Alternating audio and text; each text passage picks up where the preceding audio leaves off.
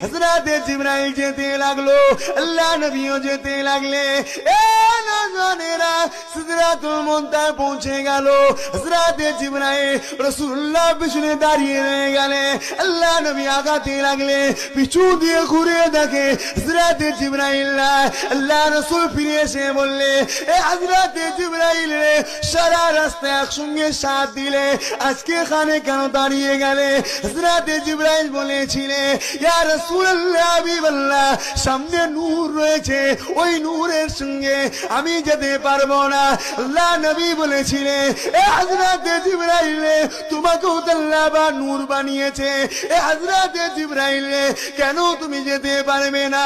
হযরতে জিবরাইল বলেছিলে, ইয়া রাসূলুল্লাহ হাবিবাল্লাহ, সামনে যে নূর রয়েছে, ওই নূরের সঙ্গে মোকাবেলা করার মতো নূর দুনিয়া জমিনে আল্লাহ বা দ্বিতীয় বানায় না।